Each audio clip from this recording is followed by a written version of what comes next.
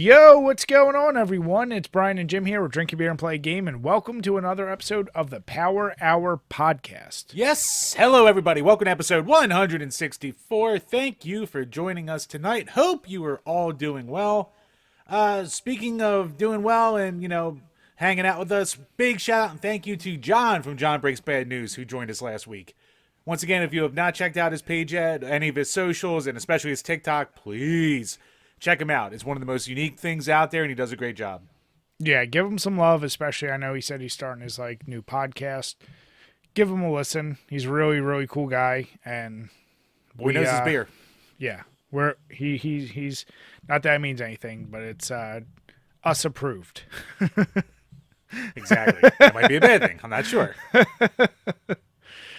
So Chambers, how you been? Doing all right. I just, so we're doing this remote tonight because we were both around a shitload of, what do you call it? Crowds and shit like that over the past weekend. So I was actually down in Busch Gardens in Virginia. I live in Philadelphia. That is a very, very long and painful drive and not very fun.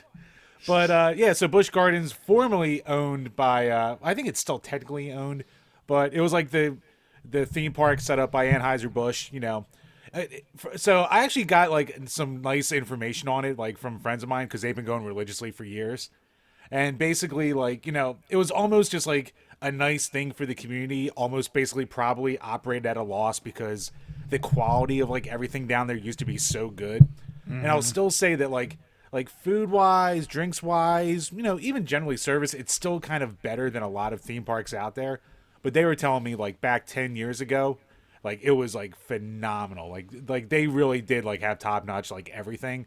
And basically in 2009, when Anheuser-Busch sold to InBev and they kind of combined forces, InBev was they stopped, really caring as much about it.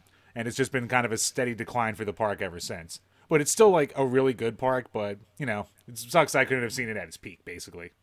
Well, stop being a shill for huge company beer, Jim. What? I don't know what you're talking about.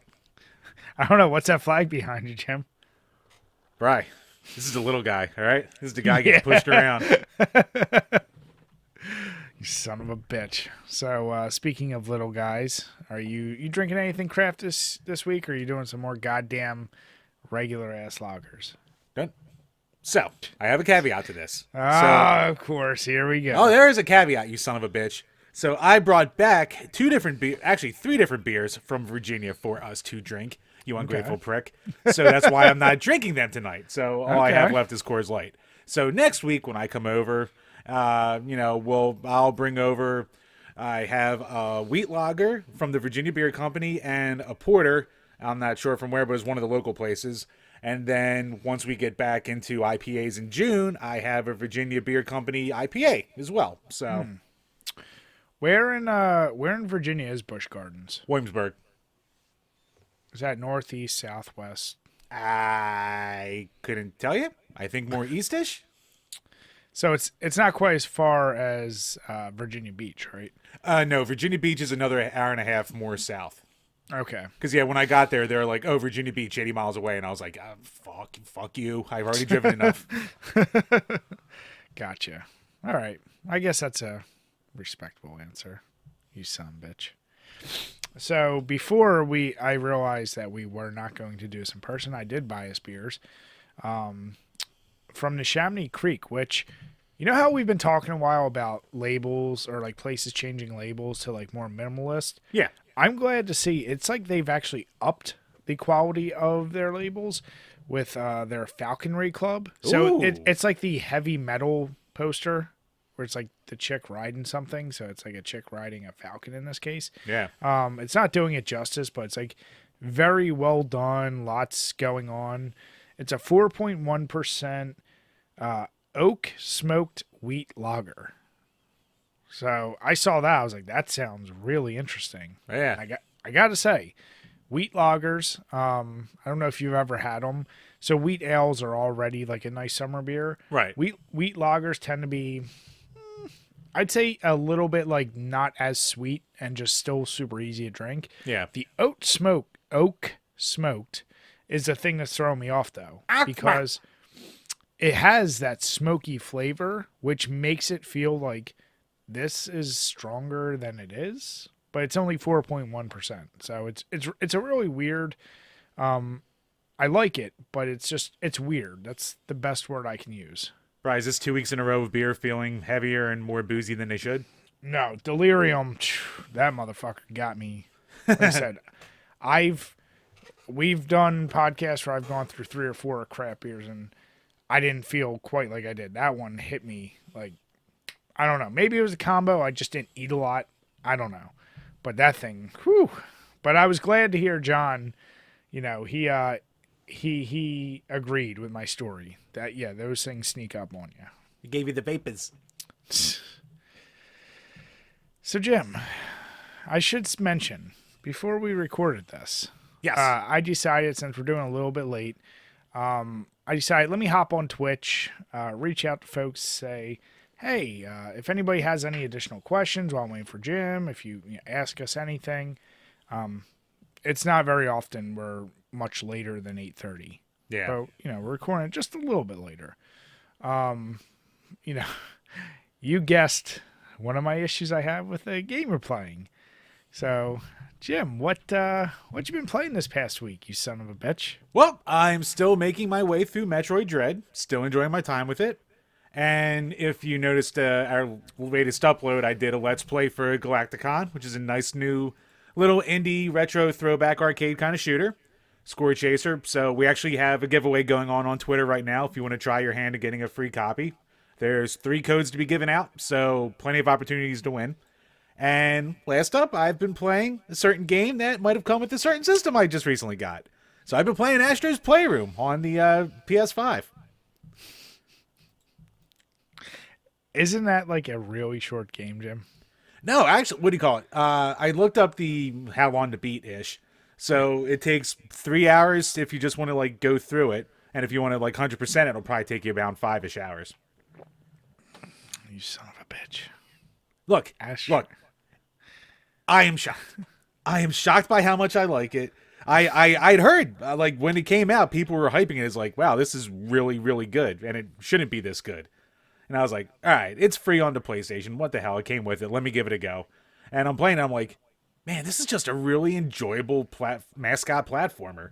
I mean, like, it's not like it's super hard or anything. Like, you have infinite tries to, keep going and win. You're not going to game over in the game unless you just turn it off. But, yeah, I mean, it's got charm for days. It's a love letter to just the history of PlayStation. Every single it's broken up into 4 main levels, and then there's like a final 5th level kind of deal. And in each levels, each of those 4 is broken up into 4 sub levels. And like you had mentioned, you're like, it's just a goddamn tech demo. It is a tech demo, but it's so much more care and love was put into this tech demo than anything I've ever seen. Like it is an actual like full-fledged platformer, but it does also show you everything that you can do with the DualSense controller. So it's kind of cool how they work it. Is it kind of like Little Big Planet at all, or is it more just a 3D platformer? I mean, it's more like a straight up like 3D-ish platformer, like Super Mario World or something like that. Okay. Where Big Planet was more like a 2D, 2.5D game. Yeah. Yeah, I know you and I talked about it. I was like, it is a free game that's on there. But I also kind of feel like I said, between the backlog of the couple other Patreons we got and our resolution list, I was like, I'm trying to like nail some of them out of the way before I get to games like that. Yeah. I feel like you're front loading your easy games, and if you don't get to your resolution games, end of year is going to be tough. Hey, Metroid Dread's one of them. I'm working on it right now, and one of my resolution games is a Patreon request, so I will be guaranteed getting through that too. So it'll be done. What? I thought Metroid Dread, what was that, like an 8-hour game? It depends. Like when people were like obsessed with it when it first came out, I saw play times between like 7 hours and like 13 hours. So okay, depends on how good you are at the genre. And any more dipping your toe in Elden Ring? I haven't touched it in a while. I'll get back to it. I'm trying to get through other stuff first. I know, Astro's Playroom. It calls to you. Exactly. Quick game. Jim, is Astro's Playroom the ocean and you're Moana? You just keep going back to it? It might be. Well, that's what Elden Ring's going to be throughout the course of the year. Once it gets done a few more of these games and Patreon resolution games. So, Jim, I just saw a theory that she actually died in the first storm and that the whole movie is just an analogy of going through death. Look, Bri, we have YouTubers complaining that they didn't mention 9/11 enough in Turning Red. So, you know what? Nothing surprises me. Damn it. Though it did lead to some incredible memes. So, at least we got that from it. God damn it, Jim. Yeah, so this past week, as I said on Twitch, it has been a crazy week. I was involved in a wedding and like just plenty of other like crazy shit at work. My son wrapped up his T-ball, but I got to play a little bit more with the Evil Dead game, which I really hope you get because it is it's nice to finally get an asymmetrical game that day one doesn't have server issues because I have yet to have played one. I've had no issues so far, like connecting, solo queuing into games. And like I said, it's a love letter to the series, and I know you like it, so it's fun. I'm not deep enough in it to know for sure. Like, I definitely don't call it perfect, but there's a lot I really do enjoy about the game. Okay, so So I know that's $40, and Friday the 13th was $40. Yeah. For a launch game, what do you think's more worth the money? Oh, Evil Dead. Okay. The thing is, one, it works. Like, so that's a big help. There's no waiting time. Well, I think the longest I waited was like 30 seconds. So basically no waiting time. Yeah. And at launch, they have solo missions that are kind of like the mini campaign. And they're not easy, but they do teach you a little bit about the game. So the things that Friday the 13th eventually got, it seems like this company like might have seen that and said, let's put this shit in up front, which is probably why they delayed their launch so many times. How many times did that get delayed? A lot. It had previously, it was meant to come out like last summer at least. Oh. So it got pushed, but I think they did it for the right reasons and like, excuse me, it's just nice. It definitely is way more fleshed out for $40 comparatively. Yeah, Friday 13th, its value is not as high as this one. I'll say that without doubt. But I actually played and beat. I didn't put it up on Twitter yet. A very interesting game, a big one that neither you and I actually played. Undertale. Oh, really? So it's on Game Pass, and I was like, I have Xbox Game Pass, the ultimate version, so I can play on my PC too. And I just clicked on like PC games. I saw Undertale, and I was like, I know like this is supposed to be like one of the best RPGs in the past decade, and I was like, you know what? Fuck it. Let me start it. It didn't, I had no concept of how long it was going to be. I honestly didn't know much about the game except it had a great soundtrack. I'm torn on how I feel about it. The soundtrack is amazing. The soundtrack is one that stands out. Like, you're like, holy shit, how many songs there are, how well composed they are. Maybe I just don't connect with the RPG humor, I'll call it, and the style. Like, now it is more unique. Like, when you fight people, you have to do mini games instead of just like attack, do this. It's more like if you fight, like, you do a little mini game where you're controlling something through a mini game. It's tough to describe. It's weird because it's cutesy and dark at the same time. The ending made me appreciate the game way more, and I know there's multiple endings. I'm struggling. Whenever we do our wrap up of this month, I'm struggling on what kind of score I'll give it. Because I can't decide how much I like it. And I'm kind of like, right now, it's a little overrated. From what everyone used to jerk it off for. Interesting. Yeah. So, Bri, was the fight with Sans as hard as everyone said it was? Well, that's the thing. You only get that if you're killing everything along the way. And I didn't. Like, in some cases, I spared people because I was like, like, if you spare people, you get gold. If you kill them, you get experience and you level up. Right. So I was like that. I'm always tend to be that, like, in between. I'm never ultra pacifist and then ultra killing unless I try to be. Old fence sitter Brian at it again. Jim, you just can't put me in a box. I live in the gray. Ugh. Jim, as someone who's a libertarian, don't you dare talk. You're the biggest fence sitter of them all. Look, Brian, people can do what they want. Just don't touch my money. No, but like I said, it has good qualities, and I am gonna have to put a lot more thought when we do our grading of it. But that's basically been it for this week. That's all I've really got a chance to play because I wanted to finish it, and some of the final bosses were a little tough. I'll say that. Yeah. Oh, yeah, and I actually got around to finishing off Street Fighter V, so. I'll say, yeah, I mean, I'm like you, I'm torn on it. Because, one, playing a fighting game with the DualSense controller sucks. So that's not, like, the optimal way at all to do it. And two, like, I like that they eventually went back and threw in a ton of single-player content.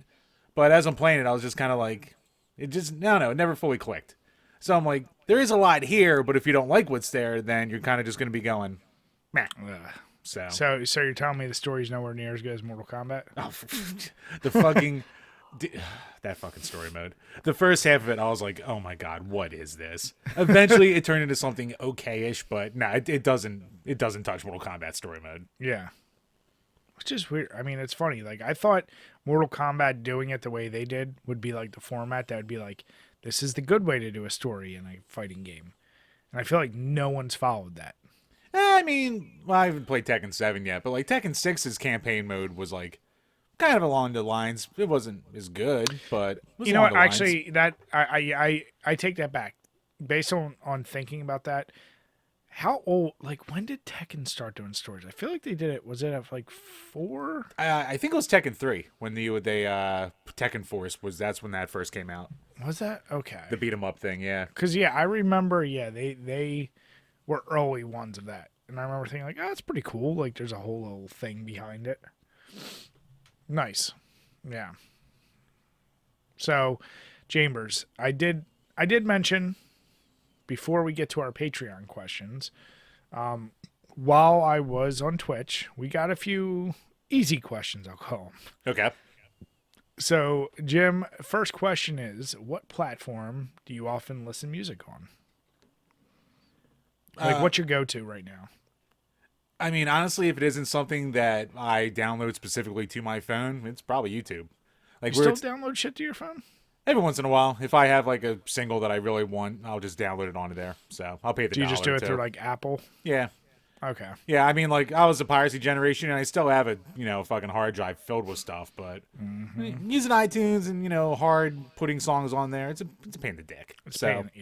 They've intentionally made it that way. We obviously all knew there's, but yeah, I mean, at the point, it's like convenience. I'll pay $1 or $2 for a fucking song I want, whatever. But I do have YouTube Premium, so I mean, if I want to listen to a song and I don't feel like paying for it, I'll just throw it on there and let it play in the background. So probably, as far as the service goes, for the most part, probably YouTube. Interesting. Okay.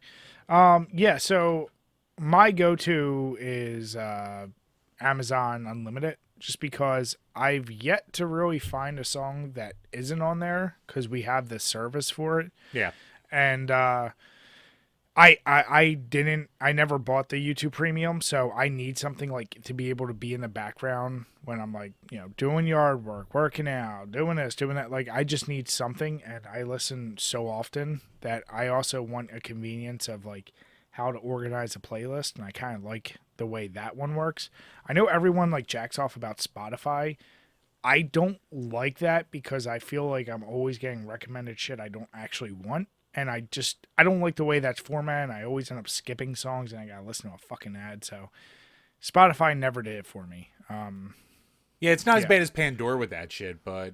Pandora's the worst with that shit, yeah. Yeah, I mean, it used to be all we had. But, yeah, Spotify, it's all right. I listen to podcasts more than I do music at this point for the most part. I know. So. That makes me feel... That is our parents' generation of talk radio. That's the AM's radio. Oh, dude, I always used to listen to talk radio, too. So, I mean, I've always been a boomer in that fucking mindset. Yeah. I'm, you know what it is? I go on really long stretches of basically not, especially since the past 2 years, I haven't been, like, when I want to train, I'm always listening to something. Doesn't matter if it's podcast or music. I've gone on longer stretches now than usual of not listening to any music. But then when I do, I generally will like find something new, then try to hear a bunch of artists that are similar in style. And then like I'm all in on music for like 3 weeks, and then I need a break, and then I'm back to podcasts. So yeah, I'm all over the place with that shit. You know what's the only way I ever listen to any new music anymore? Is if buddy's like, hey, do you want to go to this concert? And I'm like, hey, I never heard of this band. And they're like, do you want to go? And I'm like, all right. And then I'll force myself to listen to like a couple of their albums so I like kind of know their songs before going. And then even if it's like as I'm listening through the albums, I'm like, man, I don't like any of this at all.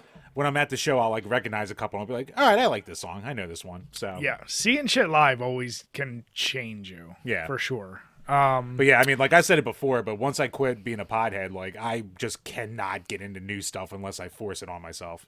Where before I could just sit there and veg out and listen to everything and be like, oh, I like this band now. I like this band now. So, Jim, do you miss that? Kind of. Yeah, I was gonna say, it is funny. You're an old curmudgeon in that way. I feel like Yes, I am. I've accepted a lot more newer music than you have.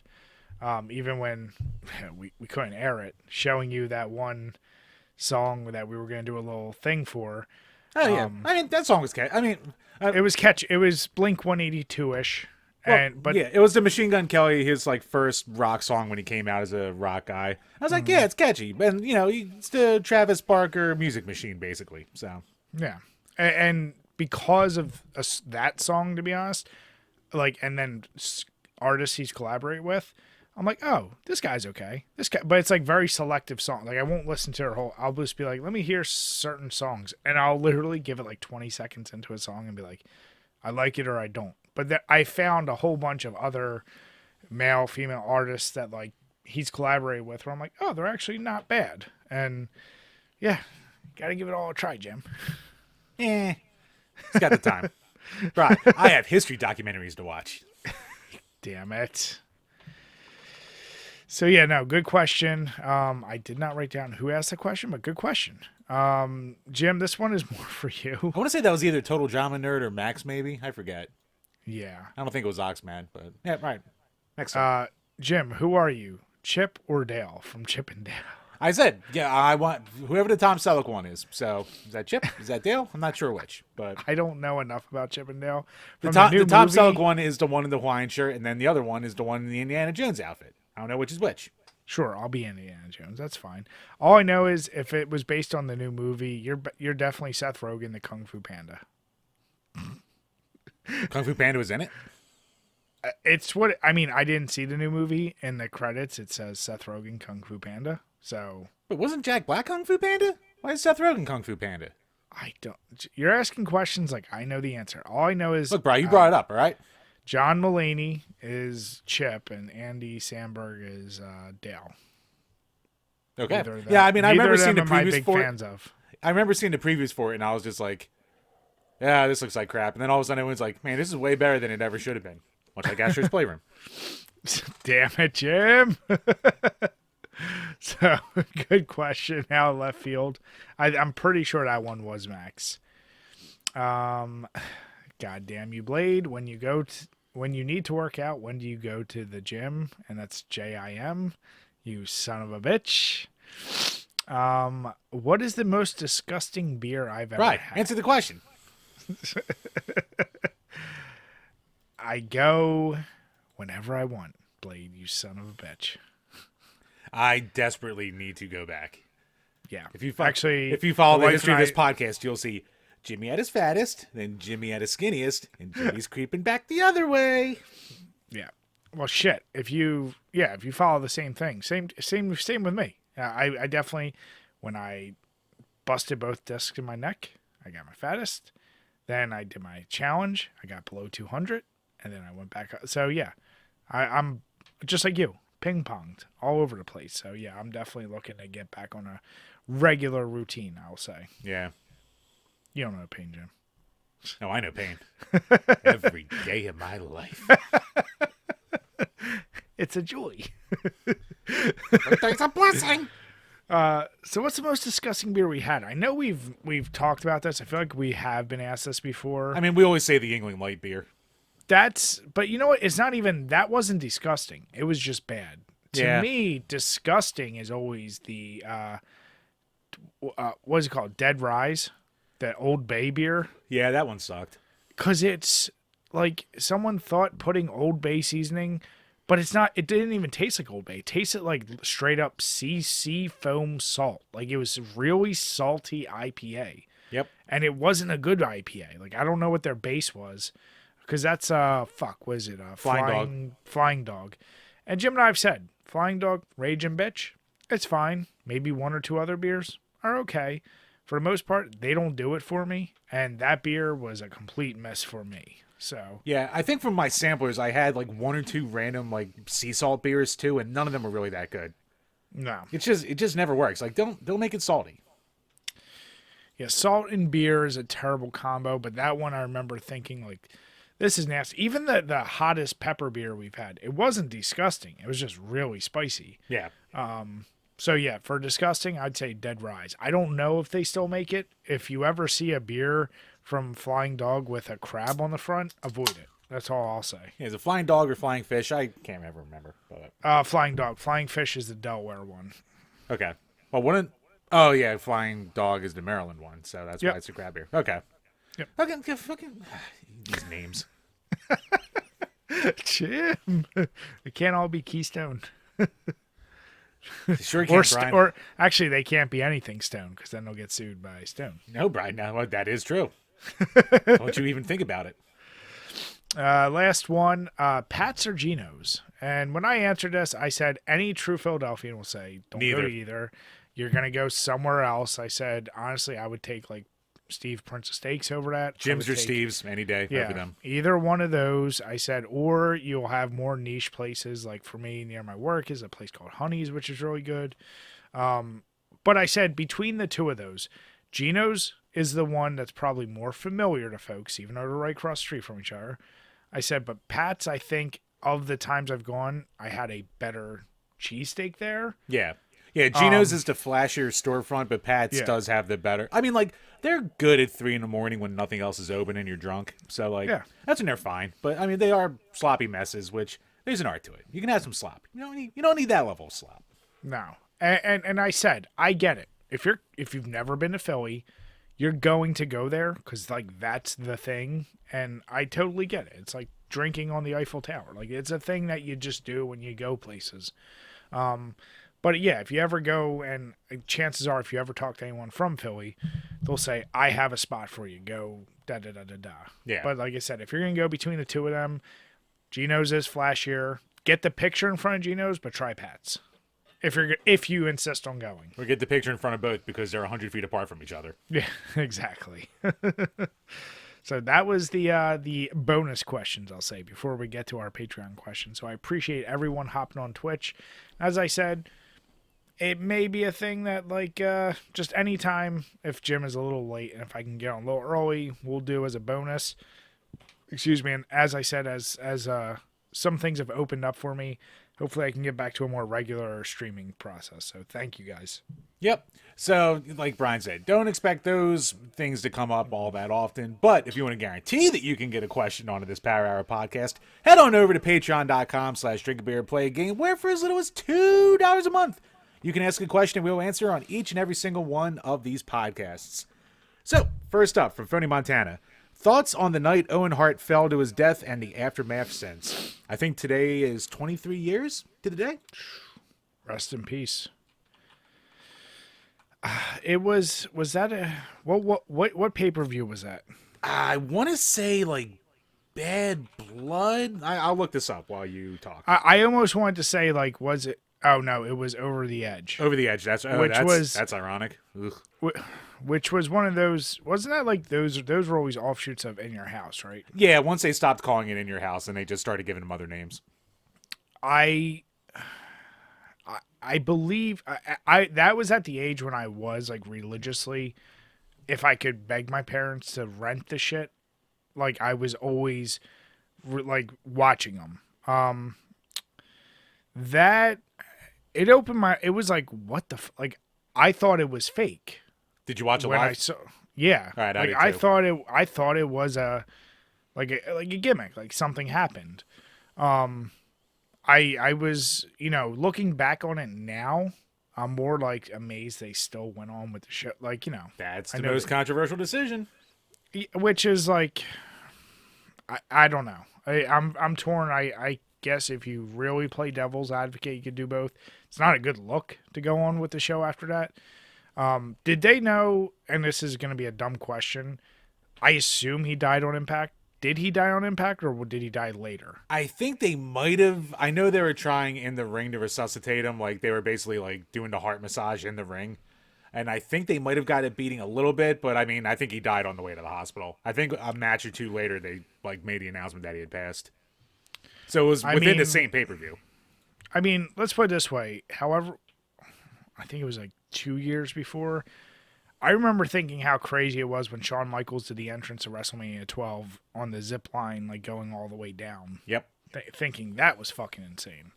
Seeing that, and what really like kind of, that was like how much more real it made it feel for me as a kid. But on top of that, it also made me go like, leading into the Attitude Era where we were like really getting even crazier. Some of the shit you'd see people jumping off of like Hell in a Cells, like, Mankind, Jeff Hardy, some of the shit they do, you'd be like, yeah, that's like, I don't know, like I had a different look on it. And I felt really bad because Owen Hart, I felt like was one of those, I felt like he was one of the best heels, especially when he won King of the Ring and his angle, even when he was like in the danger, like I'm not a nugget, all that shit. Like he was an underappreciated talent, and unfortunately, the gimmick they gave him, which he died in, was the friggin' worst. I don't know what led up to that gimmick he had there. That was actually his idea. That was a throwback to one of his earlier gimmicks. Was it? Yeah. Oh. And he was actually slated to win the IC title that night, too. Yeah, so... And, like, from all the stories, like, he was, like, considering retiring at that point anyway, like, within a couple years because he wanted more family time and shit. And did you ever watch Dark Side of the Ring on Vice? Did you watch the one on Owen Hart? No. No, it's a good one. Check it out. They go over all, like, the decision to give him that cheaper fucking harness so he could get out of it easier and look less goofy once he got down there, even though it was not as safe. All the shit about going on with the show and, the funeral and, like, how they reached out and didn't reach out and the eternal grudge that Martha Hart has against Vince McMahon, which you can't blame the fucking woman. So No, of course not. Her son died. You want to fucking talk like the fucking internet. No, it wasn't her son. It was her husband. Martha, or... Oh, I thought Martha was the mother. Or maybe I'm thinking of the wrong one. I could be wrong. I forget. You could be right. I don't know. But yeah, like, I mean, like, the people online, like, the fucking nerds online, like, always... Like, there's a section of, like, the WWE diehards who, like, bitch about her because she won't let Owen go into their Hall of Fame. It's like, guys, come on. Yeah. He died on national television. Well, whether he died, whatever. He had his accident, and they kept a second-tier pay-per-view going. Like, I don't blame... I can't say I fully blame her. Like, I mean, there's things... There's, like, there's, like, the Bret Hart situations... And then there's someone actually fucking died. So I can get... It's just amazing that, like, nothing really came from that. Like, yeah. It didn't really tarnish anything. Like, you would think, like, wrongful death law... I think she tried to do a wrongful death lawsuit, and I think she got, like, a little bit of a payout. But, like, she couldn't fight Vince McMahon money, so... It's awful, and like you said, it's one of those things where... Yeah, like I said, it amazed me how... I feel like shortly after that, how much more the bounds were pushed in stunts and things people do. And, honestly, the thing it made me think was, like, it's amazing accidents like that didn't happen more often. Like, we know wrestlers died of abnormally young age, usually due to steroids and other drugs and other shit. Right. But, like, in-ring accidents or stunt accidents or whatever, that... I'm shocked there's not more deaths. Yeah, it's pretty rare. Like, I mean, like, I know, I forget if the fuck his name. Like, I know there was a wrestler in Japan who died in the ring, but, like, that's from them doing hard style, and he just, like, took a heart attack in the ring. Or, like, a couple years ago when on Raw, when Jerry Lawler took a heart attack shortly after his match, as he was on commentary and shit like that. So, But yeah, like you said, it's surprising it doesn't happen more. I mean, fuck, Big E's, like, his career is probably over now from a belly-to-belly that got botched. And, Wait, what happened? He took a belly-to-belly in a match about a month or two ago, and he landed right on his fucking head. Broke a bunch of discs in his neck, and they're not healing exactly right. So, I mean, I'm assuming his career is probably over. So, and it sucks, but, these are the freak things that happen in wrestling. Well, but then it's like you see shit like that, and then you see people like Edge or Daniel Bryan who, like, you really should stay retired because, you might be in the prime of your life, but, like, your health is never going to be better. And if you re-hurt any of those old injuries, like, you're completely fucked. Yeah, Edge is playing with fire. I mean, so is Bryan, but, I mean... Yeah, Bryan's younger. It wasn't as severe as Edge, but still, I'm just like...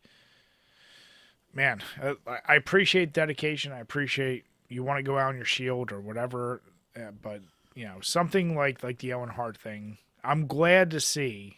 I feel like since then, you never see some shit like people trying to make entrances like that from insane heights to that degree. Yeah, I'm trying to think of the last ones. I couldn't tell you, but I've been so in and out with wrestling. Wasn't it Sting that used to do something kind of like that? Oh, all the time. Yeah. He would always be coming down from the rafters. Yeah. No, I mean, like I said, legit rest in peace. He was definitely, I think, underrated. He played the perfect villain. He had the perfect. He's like Matt Damon in The Departed. Like, you love to hate him. Oh yeah, and he played it so well. Oh, yeah. No, he was definitely underrated in his day, but like now he's like legendary status. So sure. Unfortunately, it took too long for that to happen, but that's what it is. As it always does. Yep, but now, rest in peace. Next up from Burn Retinas. Has the thought of converting your home into a smart house crossed your minds, or is it too excessive to digitize everything? I've definitely, aspects of my home, right? Like, I would say the thing that probably most people have now, like I haven't done yet, is like convert, my thermostat to something I can control off my phone. I have that. Yeah, like little things like that. I've done things like where I have my lights hooked up to a thing where I can use it on my phone. Certain lights, I'll say. But I've definitely thought, like, especially because women, right, Jim? Always leaving lights on. Like, I always consider, like... You say that as a joke. But there are so many goddamn times I come home from, like, the fucking store or we're going out, and I'm like, hallway lights on. Bedroom lights on. Bathroom lights on. Why the fuck is the light on? Yep. I've legit considered similar, like you know what? I do need a light system. I will convert to that. But there's also a part of me called the conspiracy theorist. Like, there's something about the mechanical aspect of like knowing I can control, and if something short circuits, whatever. I'm not saying someone's gonna hack in and fuck with my lights, because at the end of the day, who cares? Taking my light bulb.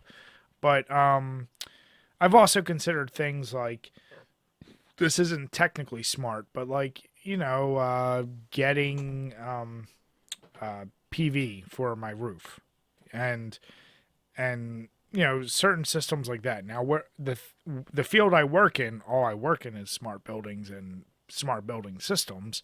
So I see there are tons of advantages, but I'm also not trying to dump that kind of money into it. No. I would gladly do things like the home battery inverters and the battery packs from being able to store my PV panels. But it's like, yeah, the cost has to really make sense. And right now, it don't make sense. So simple things, maybe. But yeah, I think everything will go that way one way. It's not a matter of if. It's like how many people now have... it'd be so hard to find a car that doesn't have an automatic start. Like, if you buy brand new, is what I'm saying. Yeah. So homes will be very similar, like, especially when they're built or retrofitted. It's going to go that way one way or the other. Yeah, you think, like, it's a joke. It's like, why does my toaster need Wi-Fi? I was like, well, it does. So, whatever. Yeah. Why do I need a TV on my fridge? Yeah, and if you're one of the people who's like, oh, I don't want my fridge to listen to me. Well, you have a smartphone in your pocket, well, you're done. Yeah. It doesn't matter. Those people, like, yeah, you can't be typing that on your iPhone and saying, like, I don't want devices listening to me. They're like, come on, man. My mom sent me this thing. She was like, Jimmy, we got this thing in the mail. If you were on this insurance, they had a hack and your information's out there. I'm like, Mom, I've been in 10,000 hacks at this point. It Jim's doesn't been directly fucking hacked. matter. Jim even got the old school hack of getting his shit stolen out of his back pocket. I did. I've been hacked analog and digital. Exactly. Jim's nothing new to the system. Sure am. Good question, though. Yep. And last up from 5th Gen Mook. Which is better, whiskey sour, old fashioned, or a Manhattan? I gotta say, see, to me, a Manhattan doesn't make sense because if I'm going to Manhattan, I'm just gonna drink whiskey straight. Like, and I actually am someone who enjoys whiskey or bourbon straight. Old fashions, I think, are something I really love because it's mostly bourbon and just gets you just enough sweetness. Whereas whiskey sours, I feel like I kind of got to be in the mood for. So I feel like old fashioned's the best of those three options for me. See, I'm the inverse on the end there because, like, I generally like sour shit more anyway. So, like, if I want a nice little sipper, I will say I'll definitely get more of a buzz and a warmer buzz off of goddamn old fashions. But I do just enjoy the taste and sipping of a whiskey sour more. And Manhattans, that's my wedding drink. Man, like, if I'm going to a wedding, like, because no wedding place knows how to properly do a Manhattan, so they just dump the booze in there anyway. So, like, you never go for the mixed drinks with soda because they're just going to be 90% soda and, barely any liquor in there. But a Manhattan, you're going to get fucked up off that. And then you won't get as full as you would off, drinking beer all night. So, Manhattans are the wedding drink. But, yeah, I mean, I still enjoy old fashions, too. So, like, you're not really going, like, I don't like sipping on a Manhattan to not get drunk. So, like, that's not, like, I would never go for a Manhattan outside of, like, a goal in mind. But, old fashions or whiskey sours, I'm fine either way, but I prefer whiskey sour. Yeah.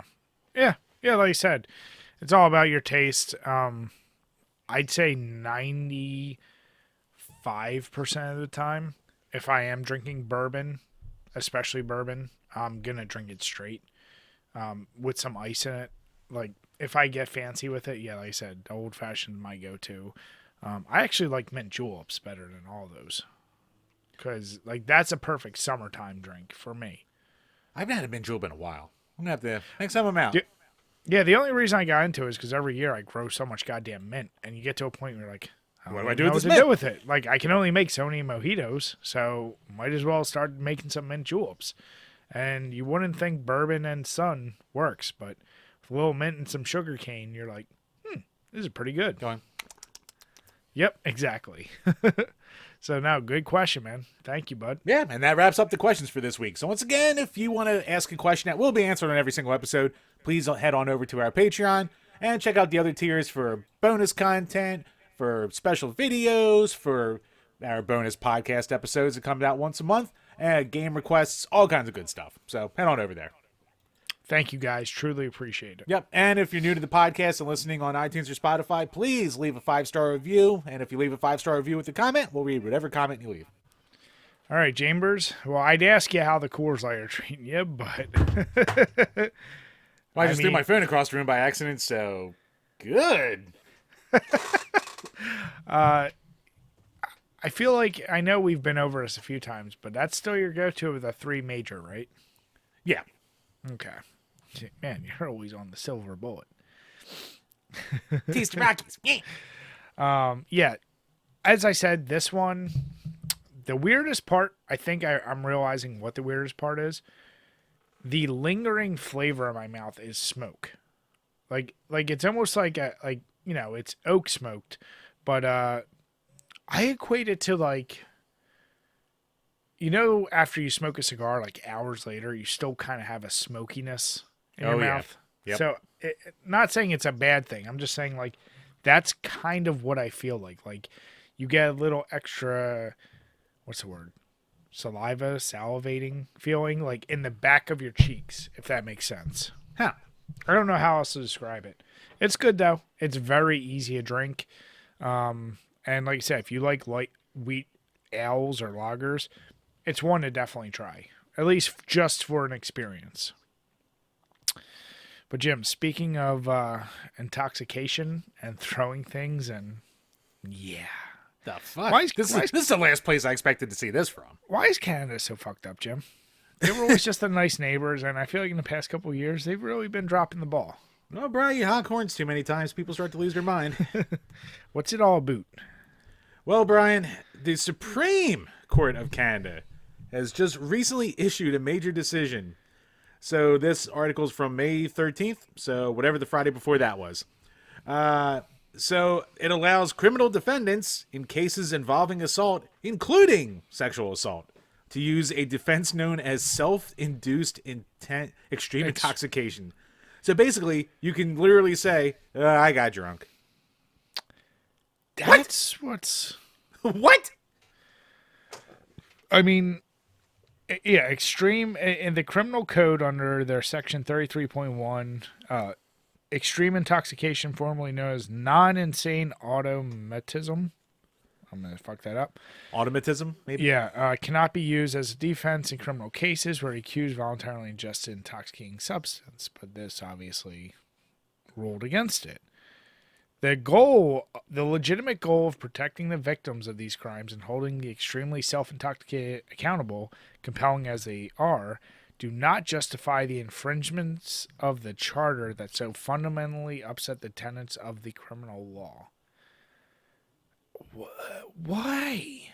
Like, so to Jim's point, I like to say, so meaningful risk of conviction and punishment of an extremely intoxicated person who, while perhaps blameworthy in some respect, is innocent of the offense as charged according to the requirements of the Constitution.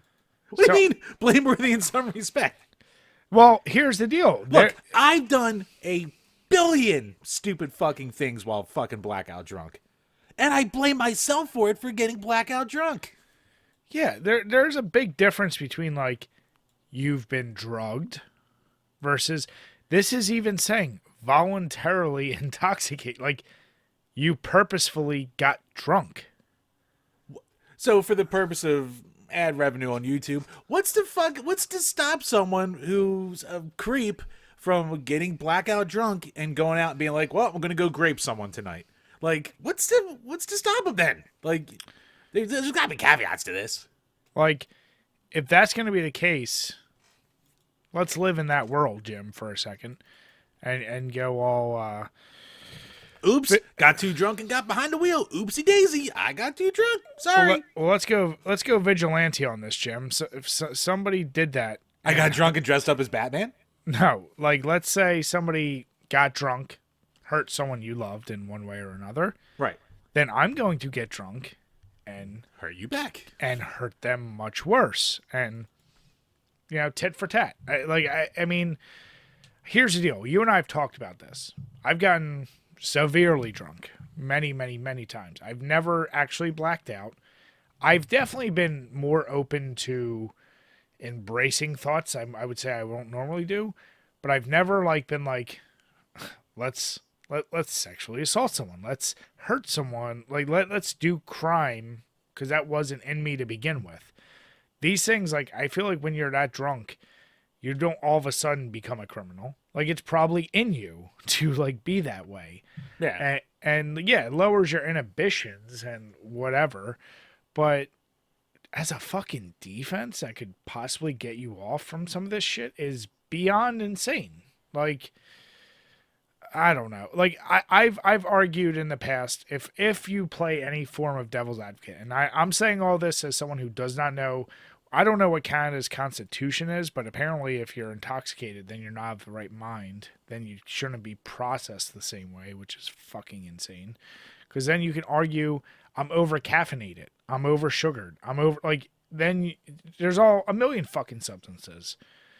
But I'm also of the same opinion of if you do get drunk and you make a bad decision, and somebody else does something to you while they're drunk, you shouldn't be able to use that. If you were fucked up too, like you said, take responsibility. If you get fucked up, there's a unsigned agreement or unspoken agreement that you're responsible for your shit if you decide to get that fucked up. Now, if you're forced to get fucked up or you're forced... Different story, yeah, obviously. Completely different story. But if you do 12 shots of Jaeger because you're trying to prove some shit and you do some stupid shit, that was on you. You know, at the end of the day.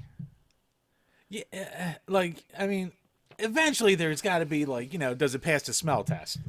Like, there's common sense things we can put into this. I don't care what the letter of, the law is. Yeah. It's also a slippery slope argument, blah, blah, blah, blah, blah, blah, blah. But, I mean, some things you just go and you go, I don't think that makes sense. I don't think you're right on that one. I like I said, I don't. If you are an asshole enough to get drunk and you hit someone behind the car, you are at fault. I don't want to hear you're not at fault because you were drunk. You decide to do something illegal. If you hurt someone, do any form of assault when you're drunk, that is on you, period. Now you can get into if you were doing self-defense or something and hurt someone too much because you were drunk, maybe there's a gray area. But if you assault someone when you're drunk, you're at fucking fault. I don't care. Like, that's ridiculous. Canada, shape up. Yeah, What the fuck is wrong with you? It's the last place, where maybe that's, when you're too loosey-goosey with certain things and you're just like, nah. They start getting goofy with Trudeau, and now it's just continuing down this path, Jim. Hey, guy. Yeah, come on, guys. You know what it is? Just so many years of being ridiculed by South Park finally broke them. Come on, relax. Come on, guy. Yeah, that's a pretty fucked up. And if anyone watching is from Canada or knows better about this, Someone please explain it to us. explain it to us better. Like the article, Especially if you're a fucking Canadian lawyer, and if you can explain it, I would love that. for the love of God. Yeah. So, yeah, Canada. Come on, man. What you doing, buddy? So bleh. But yeah, speaking of foreign countries and making weird moves. Ooh. So out of nowhere, like fucking Saudi Arabia, we mentioned this, a couple weeks ago when we had the Drunk Friend boys on. They're going hog wild on the video game industry. So we talked a couple weeks ago about how they purchased like almost all of SNK, and now they're the fifth biggest owner of Nintendo because they just bought 5% of stock in Nintendo. I mean, Because their crown prince wants to, move their complete dependence and economy away from oil, which, I mean, fine. That makes sense. But you're also Saudi Arabia with a history of human rights violations, especially the guy himself. So you all go, huh. a history and a continued practice of. So But here's fine equipment there.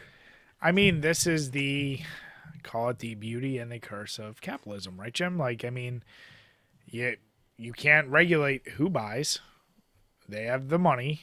I mean, I said this when we said SNK. I'm actually more shocked they haven't gotten into more things like this because they have untold numbers of money. Like, I didn't realize how much this has been going on from Saudi Arabia until this article spelled it out. Because they own 5% of Nintendo now. They own 96% of SNK. They bought 5% in Capcom and South Korean online games publishers.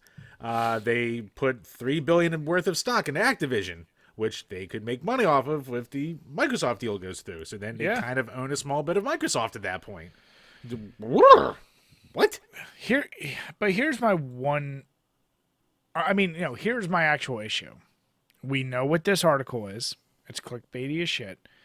They act as if the heads of these companies have any say in who buys the stock. Right. Yeah. If you're a publicly traded company, like it's like with Twitter. It's not. It's like when Elon Musk said he was going to buy all of it. It's like someone can just swoop in and just fucking buy your stock if you're public. That's the deal. That's how it works. That's why it's called public. I mean, here's the deal. This same crown prince could buy Twitter. Like. I don't know how much they make. I'm just saying, in theory, they could do that. So, there's people will tie a moral thought to a purchase like this, and it's like that'd be like saying like someone bought every Tesla who was a terrible person. Like you don't have any say. It goes further than that. It's like, look, you can say, "Oh, I'm never going to buy a game from this company again because Saudi Arabia owns them." You still driving a car? Well, yeah. That's the bigger part. Well, that's the same as the argument of like, I don't want shit listening to me and you use an iPhone, or I don't support child slavery, but you're wearing Nikes. Like, it's a slippery slope. Yeah, it's those things that it's easy to soapbox against until you go, oh, but I like this thing. Yeah, I like paying not too much for I this. will never buy a King of Fighters game again, bravely said Jim. I mean, it seems like they're, whether it's coincidental that we're now seeing more of this, or like you said, maybe this has been going on behind the scenes and people are now just, being hip to it, like what's actually going on. Nintendo, it wouldn't shock me if it was run completely by Saudi at this point. I mean, they'd have to buy all of it, obviously, because like we've said before, Nintendo's such old school Japan that they wanted, like much like Sega to a fault in a lot of ways. They're just like keeping those old Japan values and shit like that. But Honor. Jim, do they lack discipline? Right, they do not lack discipline. Yeah, so I mean, hey, anytime we're gonna see this pop up, we're gonna mention it. So,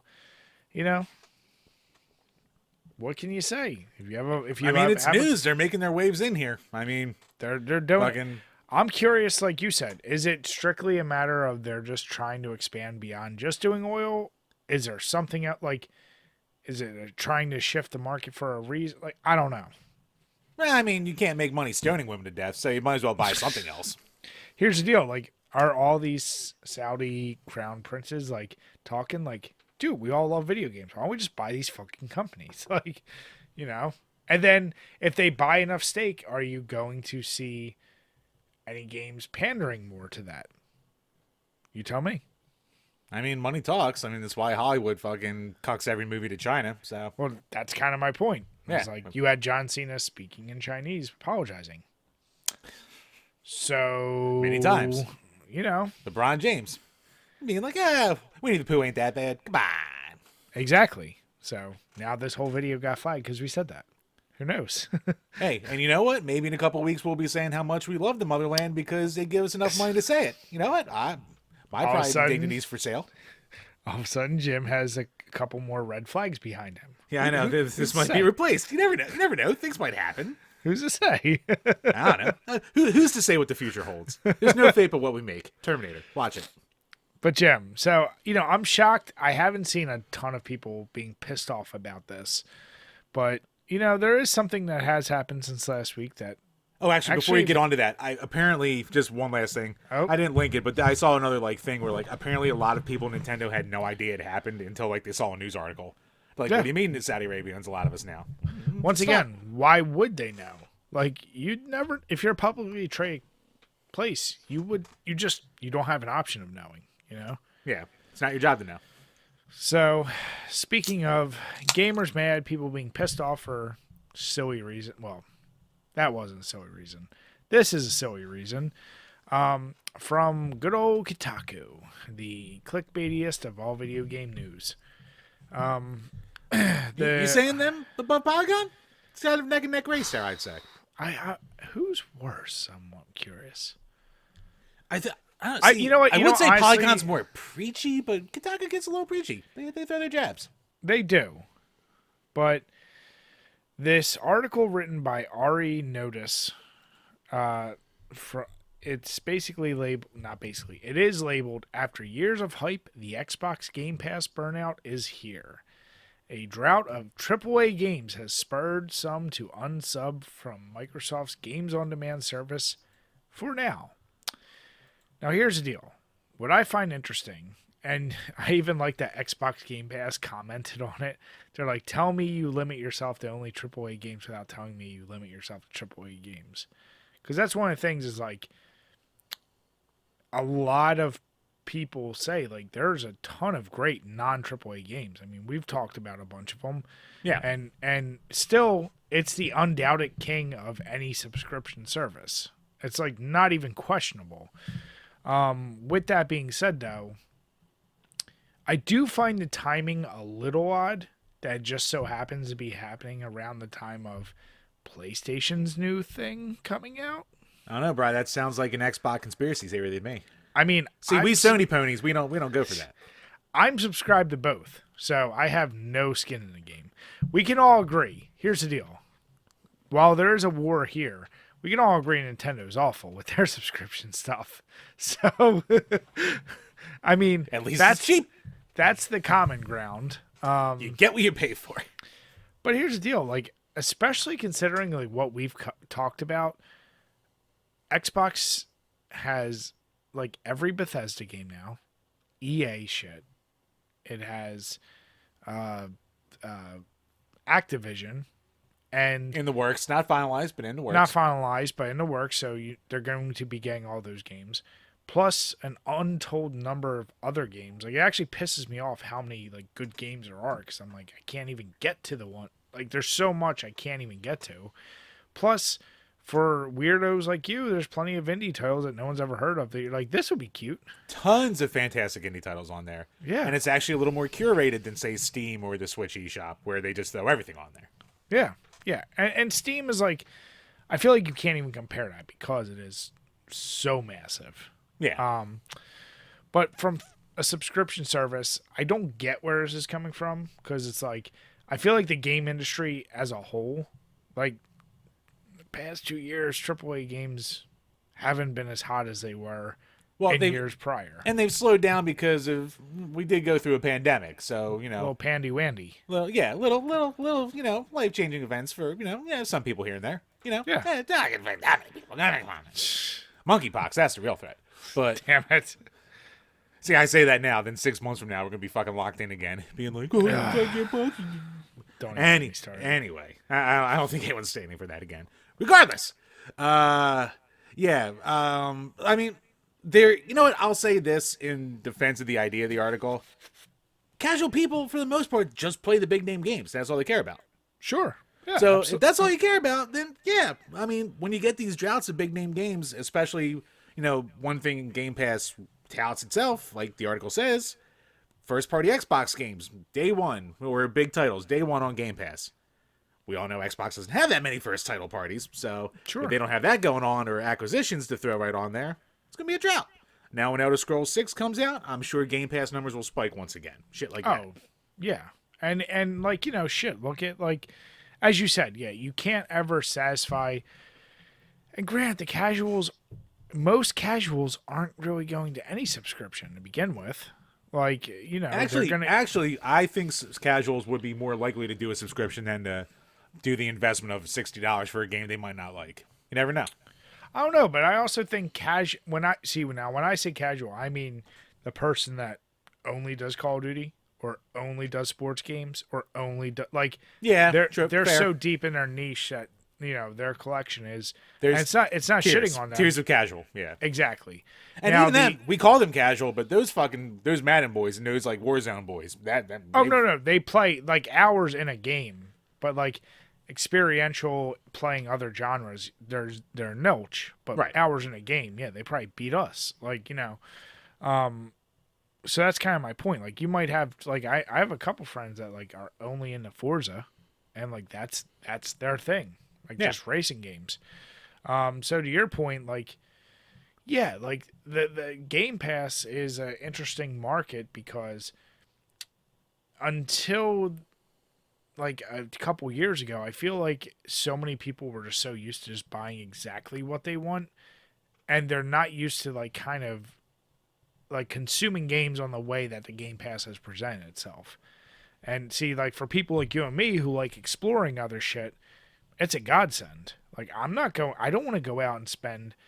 I don't want to wait for a game to get down to $5, $10, and I also noticed that Game Pass changed the market when it comes to GameStop, because it just so happens every time that game on Gold or game ends up on Game Pass, you go to the GameStop like 10 or below aisle, and it's all the games that are on there, because GameStop knows, all right, well, we can't charge full price for these physical secondhand versions of games because people are getting them dirt cheap.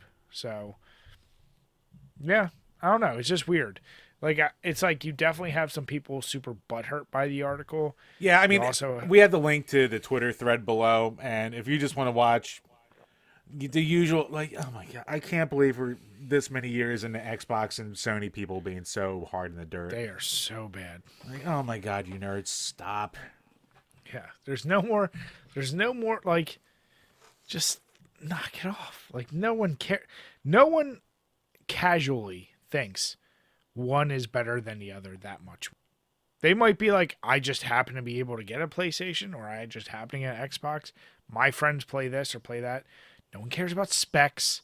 When you show a fucking game side by side, it's such a small niche of people that truly care. Like, look at the frame rate in this game because it's 2 seconds better. Can you nerds just fucking watch sports? Like, if you need a team to be on, can you stop using like video game companies and politics as your fucking teams? Can you just do something inconsequential? Just have sex. Just go out, Right. have sex. Just do that. Right. What? What, Jim? What? Look, Brian. What? That's my solution to a lot of things, Jim. Just I'm sure that would solve a ton of problems. that's You know all I'm what? saying. Fuck it. We need to destigmatize prostitution. We just need these fucking nerds to just get a nut off with a little human contact, and I swear to God, the world would improve so much. That's what they're considering doing in Japan since the numbers of people have started declining so much. Dude, they're fucking. That is crazy what's going on over there. It's the second Hiroshima over there. God damn, we really are going to get to the point where. Right. Right. I like you when you talked fast. It took a second for that to sit in. I was like, wait. My brain literally went, wait a second. But in terms of long-term damage, God, the fucking meme of state mandated girlfriends really is going to have to happen, isn't it? Oh God, let's hope not, Jim. Let's hope not, for human decency's sake. See, you get these fucking weirdos in these Discord servers all yapping to each other with their same ideas. It's a bad thing. Dude, I've said many times, I love flow of information, but it also reveals there's a reason why not everyone should have a voice or be heard by everyone. That's all I'm saying. Jim, are you ready for your social score? Luckily, I put myself in the ether already, so I already know that mine would be pretty low. But I mean, we have credit scores. It's kind of the same thing. It's a little different, Jim. Right, the way they're integrating everything together, the way you can get ruined for a tweet, it's basically all the same thing at this point. So yeah, you guys Can't pay your bills, you can't pay your credit, you can't get no credit. So shit, there you go. Damn it, Jim. Darwin. Don't you Darwin me. Don't you use my own sayings against me, you motherfucker. So, yeah, what do you guys think? I mean, obviously, we know Koataku putting this article together, complete clickbait. But what do you think? Is it justified? Do you think that Game Pass, there's a little bit of a burnout?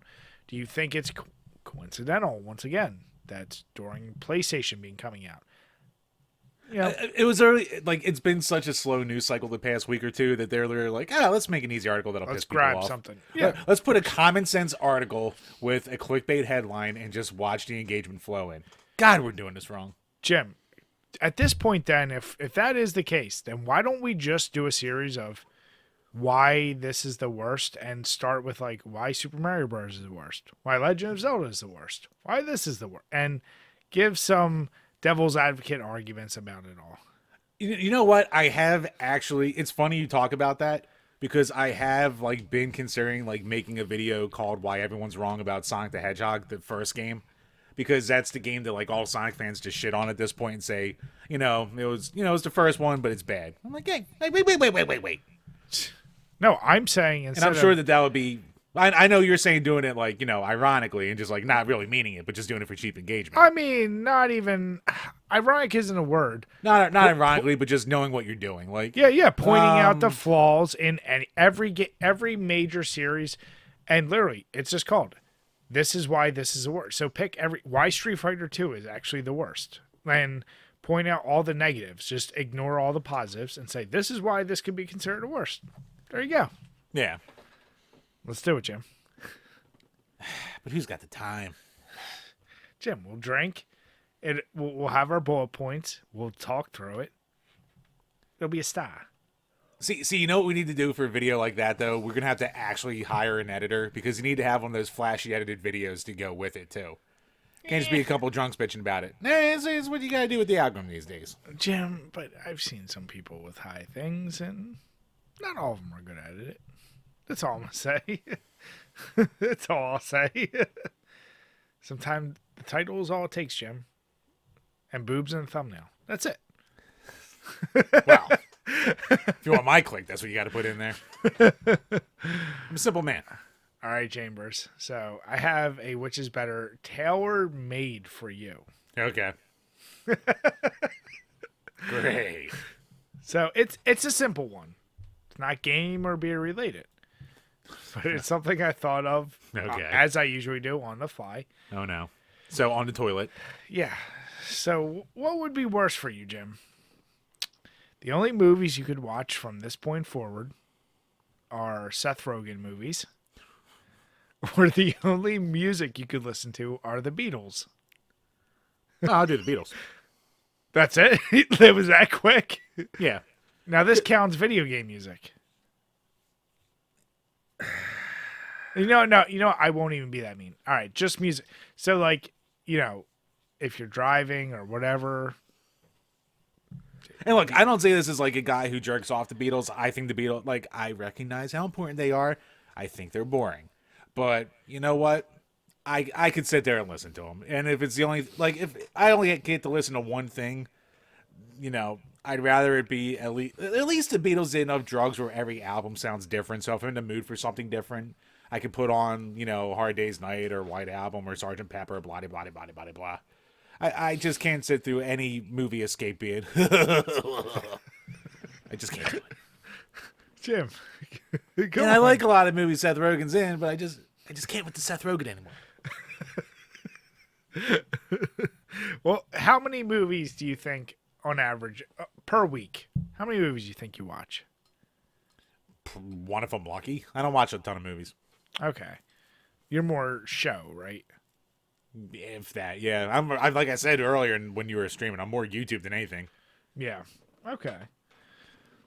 So you're going Beatles. Yeah, I like, and like, yeah, I can only probably watch 40-Year-Old Virgin so many times. I liked Pineapple Express when it came out, but I bet if I watched it enough times now, I'd be like, all right. I mean, Danny McBride, I love the guy, but he can only do so much to save certain things. I might even say, 40-Year-Old Virgin I still like. I do enjoy Zack and Mary Make a Porno, but it's all because of supporting cast. Yeah, I like Zack and Mary Make a Porno a lot. Yeah. Yeah, no, like you said, I threw that. Probably the last good Kevin Smith movie, I'd have to say. That was Kevin Smith? Yeah. Holy shit. I didn't even put that together. Yeah, he's been he's had the guy's got to stop. He's got to stop shoehorning his kids into his movies. He's really got to stop that. Jim, you mean you didn't like the what was that? What was that movie with like the killer? Fuck, I'm gonna fuck it up so bad. The killer sausages or hot dogs? Oh fuck, I can't fucking remember. You know what I'm saying, right? Yeah. Yeah, Tusk was interesting. Tusk is interesting, at least. I'll give it that. I'll give it interesting, yeah, but yeah, that Red State, eh. Yeah, Red State was like, it just tried too hard to be a thing. Yeah, I didn't even bother with the Jane Silent Bob reboot. I was like, I just no, I don't care enough. Yeah. It could be a decent watch. I just don't even care. Jim, the real question is, how the hell does Quentin Tarantino stay so relevant? Because the man's extremely picky, and he's got his vision. Yeah. It's like... obscure music plus feet equals movie Jimmy will like. Damn it, Jim! What? And gratuitous violence. Yeah. And possible racial slurs. Possible, almost guaranteed. Possible? Almost guaranteed. I was going to say, there's no possible there. Hey, they weren't in Death Proof. But it is funny. Like, I put him and Kevin Smith, like, when I think of, like, I call them more indie directors and their trajectories. I'm like, how come he kept, like, Tarantino almost basically improved his quality to a degree, if you would say.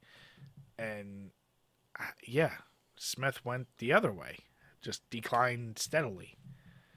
I mean, maybe it's unfair to even compare them to from the beginning. It's probably unfair, but, like, also, like, Tarantino is such, like, for lack of a better word, he's such of an... he's such an autistic student of the film game that like he just like delves into like everything. True. We're like, I mean, Kevin Smith, you know what? He got comfortable. That's what happened. He got comfortable. He made a good living. He got his, you know, his wife that's better looking than he should have had, and he's got his kids and his millions, and he can just be a nerd and be happy doing that and do his podcast with Jason Mewes. So, you know what? Hey, man made a good life for himself. Jim, are you suggesting that money can influence the decision of someone being with you more than anything else? Weird. What are you trying to say, Jim? Money plus fame equals what? Bob's? Equals Bob's? Yeah, I don't know. I like I said, well, for you, I picked Seth Rogen because I feel like I don't know which actors you hate the most, but I feel like you don't like him. Yeah, he's kind of up there. He's just annoying. And then, like, I used to like his movies, but he's just fucking annoying. And I was gonna give you some like Nickelback for the music. I don't hate Nickelback at all. But I was actually gonna say, I was like, I don't think you're not on that train of like, which has now become the cliche to hate them. I don't think people they've actually been the cliche for 20 years. Yeah, which, like I said, I feel like it was probably such a small minority of people that hated them, and then everyone just like not even hearing their music, like I hate them. Yeah, Animals, good song. Listen to that. Damn it, Jim. Like, are they the best songwriters in the world? Probably not, but like they're fine. They're fine. Yeah. And you know what? They have sold a fuckload of albums. So you know what? Once again, the stupid internet, you know what? Well, you're not keeping them from being poor. They're extremely successful. So cry more. Damn, I thought it was going to be a tougher one for you. You son of a bitch. Chad Kroeger Master Race. That's what I say. But yeah, could I go my life without ever hearing another Beatles song? Easily. But I'll take that any day over a lifetime of Seth Rogen. All right.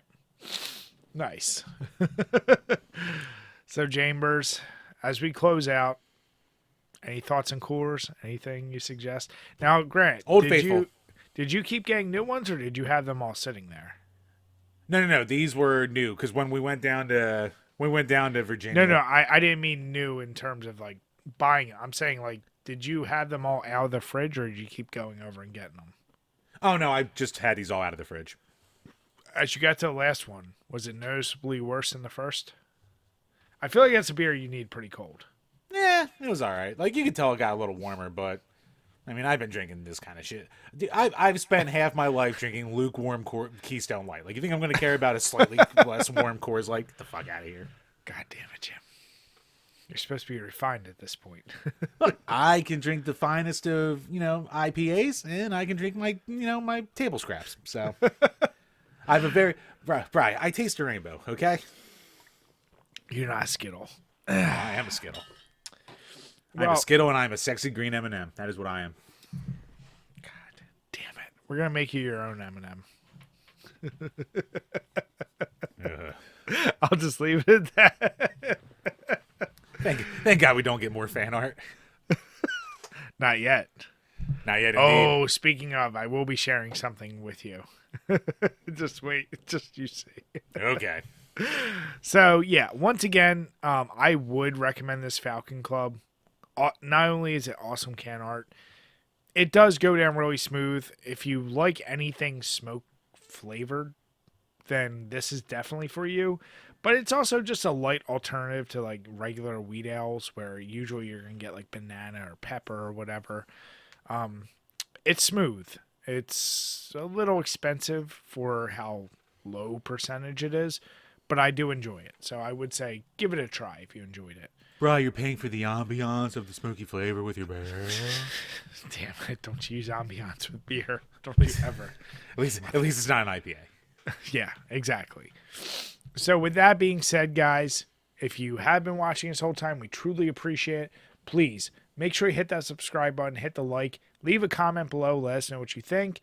And if you're listening on iTunes or Spotify, be sure to subscribe. It would support us a ton. And if you could hit that 5-star rating, whatever you write, we will respond to during these podcasts.